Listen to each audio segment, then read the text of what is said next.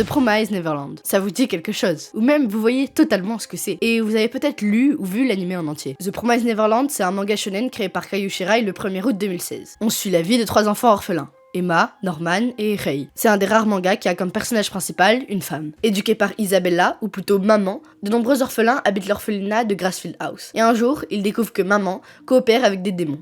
Et l'orphelinat est en fait une ferme à humains. Je vous interromps 2 secondes pour vous dire que si la vidéo vous plaît, vous pouvez liker et dire votre avis en commentaire. N'hésitez surtout pas à vous abonner pour rejoindre notre communauté et voir plus de vidéos de ce genre. On sort une vidéo mercredi prochain à 18h. C'est bon, maintenant que vous avez fait tout ça, je vous laisse avec mon frère. Ce manga est juste incroyable pour attirer les gens et les faire rester. Il y a quelques années, quand je suis allée dans une mangatech pour acheter le dernier tome de MHA, on m'a présenté ce manga, The Promised Neverland. Et étonnamment, je ne le connaissais pas du tout. J'en avais jamais entendu parler. Et là, le vendeur m'explique la thématique principale, et après ses explications, voici ce que j'ai fait. Non, je n'ai pas acheté le premier tome. J'ai acheté les 3 premiers tomes, et je me suis empressée d'aller à la caisse pour entrer et les lire, tous. Et c'est ce que j'ai fait. Je les ai lus les 3 d'affilée sans me rendre compte, et quand j'ai fini, je voulus directement retourner acheter la suite.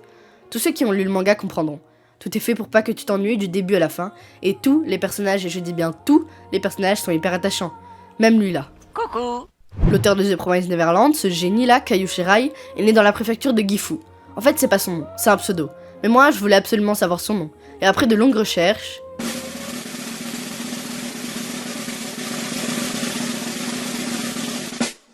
j'ai rien trouvé. Passons. Après avoir obtenu son diplôme universitaire, il travaille en tant qu'employé dans une entreprise. Mais bon, le mec il est chaud, il a confiance en lui, du coup il démissionne pour devenir mangaka professionnel. Pari risqué. Le 21 juin 2015, Shirai publie son premier travail professionnel, un one-shot intitulé The Location of Ashley Gate, dans le Shonen Jump Plus. En 2016, il poste son deuxième travail professionnel sur cette plateforme, un autre one-shot appelé Poppy's Wish, qui marque sa première collaboration avec la dessinatrice Posuka Demiso. Pas plus de 6 mois après, Kaiju Shirai a commencé à prépublier dans le magazine Weekly Shonen Jump The Promised Neverland. Il créa ce manga à l'aide de ses brouillons lorsqu'il était encore amateur. Maintenant que vous connaissez la vie de l'auteur, parlons du studio Cloverworks. Le studio qui a réalisé la saison 2 catastrophique de The Promised Neverland. Le studio Cloverworks a été créé en 2018, sous le nom de Koenji Studio, et a été renommé très peu de temps après Cloverworks. Ils ont fait de nombreuses animations et vous en connaissez sûrement certaines. Shadow House, Fairy Tail, Spy X Family, et même la saison 1 de The Promised Neverland qui a été un succès. Elle a été un succès car elle a totalement respecté l'œuvre originale, et accompagnée de belles musiques et d'une animation correcte, bah ça marche. Et jusque-là, tout allait bien. Mais du coup, pourquoi? Pourquoi la saison 2 a-t-elle été un carnage et pas la saison 1? La saison 1 est faite par le studio Cloverworks, l'anime est un succès. Tout le monde aime et tout le monde est content et ça respecte l'œuvre originale. Mais du coup, les spectateurs ont des attentes pour la saison 2. Et vous vous en doutez, la saison sort et personne n'aime. Les critiques sortent de partout et les spectateurs ne sont pas contents.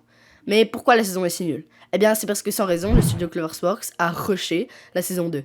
Car oui, le manga de la saison 2 est peut-être pas aussi bien pour certains que le début de The Promised Neverland, et je fais partie des gens qui trouvent que l'innocence de Emma et ses potes, ainsi que la pression de se faire choper en voulant s'échapper de l'orphelinat est incroyable.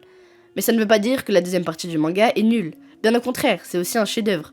Donc le fait que la saison 2 soit nulle, c'est entièrement la faute du studio Cloverworks.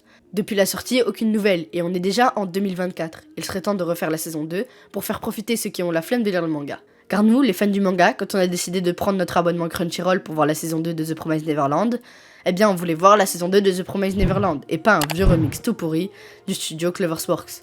En plus, dedans y a rien qui va, cette saison précipite chaque événement, refuse de mettre à mal les personnages et ne laisse donc aucune pression s'installer. La saison a également sauté un des arcs les plus importants, Goldie Pound.